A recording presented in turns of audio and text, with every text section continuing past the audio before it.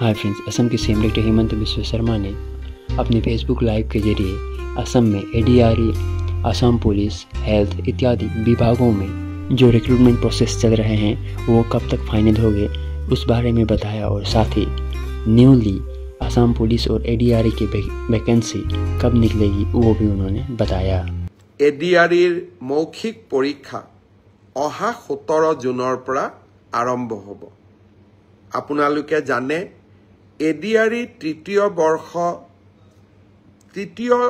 Third grade অৰ্থাৎ তৃতীয় বৰ্গৰ বাবে যিসকল উত্তীৰ্ণ হৈছে তেওঁলোকে তিনিটা পৰীক্ষা দিব লাগিব। যিসকলে ষ্টেনোগ্ৰাফাৰৰ পৰীক্ষা পাছ কৰিছে তেওঁলোকে ষ্টেনোগ্ৰাফাৰৰ স্কিল পৰীক্ষা দিব লাগিব। যিসকলে ড্ৰাইভিং পাছ কৰিছে তেওঁলোকে ড্ৰাইভিঙৰ স্কিল পৰীক্ষা দিব লাগিব। আৰু যিসকলে সাধাৰণ তৃতীয় বৰ্গত পাছ কৰিছে তেওঁলোকে কম্পিউটাৰৰ স্কিল পৰীক্ষা দিব লাগিব। আনহাতে চতুৰ্থ বৰ্গত যিসকলে পাছ কৰিছে তেওঁলোকে অৰেল আৰু স্কিল টেষ্ট দুইটাকে একত্ৰিত কৰি এটা মৌখিক পৰীক্ষাত তেওঁলোকে বহিবৰ প্ৰয়োজনীয়তা আছে আৰু আপোনালোকে সেই পৰীক্ষাত বহিব লাগিব। মই আশা কৰো আমি জুলাই মাহৰ 15 তাৰিখৰ আগতে এই মৌখিক পৰীক্ষা বা স্কিল পৰীক্ষাৰ গোটেই পৰ্যায়টো শেষ কৰিম আৰু মই আগতে কৈ অহাৰ দৰে 10 অক্টোবৰৰ দিনাখন আমি আপোনালোকৰ হাতত যোগ্যজনৰ হাতত নিয়োগ পত্ৰ তুলি দিবলৈ প্ৰচেষ্টা কৰিম।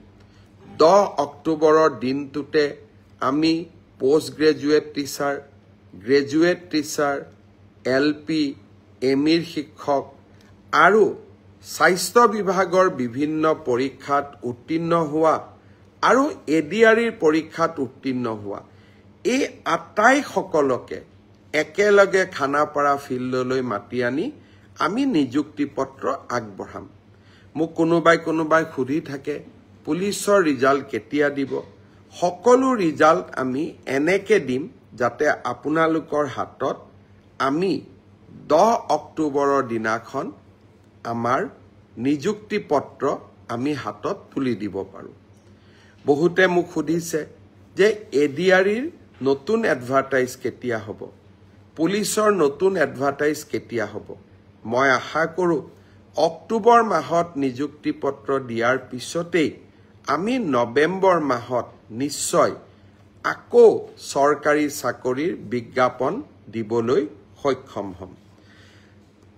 শ্ৰদ্ধাৰ ৰাইজ, অহাকালি দিনটো এটা গুৰুত্বপূৰ্ণ দিন। চৰকাৰী বিভাগসমূহত স্বচ্ছতা ঘূৰাই অনাৰ ক্ষেত্ৰত, দুৰ্নীতিৰ সৈতে যুঁজাৰ ক্ষেত্ৰত আৰু চৰকাৰী কৰ্মচাৰীসকলক সকাহ দিয়াৰ ক্ষেত্ৰত শদিয়াৰ পৰা ধুবুৰীলৈ আমি সকলোতে চৰকাৰী চাকৰিত যোগদান কৰিব লাগে। পিছত ট্ৰেন্সফাৰৰ কাৰণে আমি বিভিন্ন ধৰণে প্ৰচেষ্টা চলাওঁ আৰু সেই প্ৰচেষ্টা চলাওঁতে বহুজনে ঘোষ আদিও দিব লাগে বুলি, উপঢৌকন আদি দিব লাগে বুলিও আমি বিভিন্ন সময়ত শুনা পাওঁ। ভাৰতৰ ভিতৰতে এইবাৰ মই এটা নতুন ব্যৱস্থা লৈছিলোঁ। শিক্ষামন্ত্ৰী থাকোঁতে শিক্ষা বিভাগত আৰু এইবাৰ আমাৰ চৰকাৰী বিভাগত তৃতীয় চতুৰ্থ পুলিচ সকলোৰে বাবে যে আমি মিউচুৱেলি ট্ৰান্সফাৰ নকৰোঁ কিয়। বহুজনে আবেদন কৰিছিলে কিন্তু আমি প্ৰায় 9000 জনক এই মিউচুৱেল ট্ৰান্সফাৰৰ কাৰণে বিভিন্ন পৰীক্ষাৰ পিছত যোগ্য বুলি বিবেচিত কৰিলোঁ। অহাকালি সন্ধিয়া নহয় বিয়লি 4 বজাৰ পৰা 4:30 বজাৰ ভিতৰত আমি আনুষ্ঠানিকভাৱে মিউচুৱেল ট্ৰান্সফাৰৰ অৰ্ডাৰসমূহ আমি মুকলি কৰিম। 9000 জন চৰকাৰী কৰ্মচাৰীয়ে একেলগে একে সময়তে নিজে বিচৰা স্থানত ট্ৰান্সফাৰ অৰ্ডাৰ লাভ কৰিব। আজি মই শ্ৰীভূমিত যাওঁতে কেইজনমান ডেকা ল'ৰা ছোৱালীয়ে মোক সুধিছিলে যে আমি মিউচুৱেল কৰিব পৰা মানুহ বিচাৰি পোৱা নাই। মই আপোনালোকক প্ৰতিশ্ৰুতি দিছোঁ এডিআৰিত যেতিয়া আমি 10 তাৰিখে নতুনকৈ নিযুক্তি দিম তেতিয়া মিউচুৱেল ট্ৰান্সফাৰ কৰিব পৰা বা আমি যেতিয়া পুলিচত নতুনকৈ নিযুক্তি দিম 10 অক্টোবৰত মিউচুৱেল কৰিব পৰা কিছু আৰু স্কোপ আমাৰ সন্মুখত ওলাই আহিব লগে লগে নৱেম্বৰ মাহত আমি আৰু এবাৰ মিউচুৱেলৰ পোৰ্টেলটো মুকলি কৰি দিম যাতে আপোনালোকে চৰকাৰৰ নিৰন্তৰ স্বচ্ছতা আৰু চৰকাৰৰ ইতিবাচক পদক্ষেপসমূহত ভাগ ল'ব পাৰে এই 9000 ট্ৰান্সফাৰ অৰ্ডাৰ যাক আমি অহাকালি দিব গৈ আছো মানুহে কয় এটা ট্ৰান্সফাৰ অৰ্ডাৰ উলাওতে 50,000ৰ পৰা 1 লাখ টকা খৰচ হয় এতিয়া আপোনালোকে নিজে হিসাব কৰক 9000 পূৰণ 50,000 কিমান হ'ব 9000 পূৰণ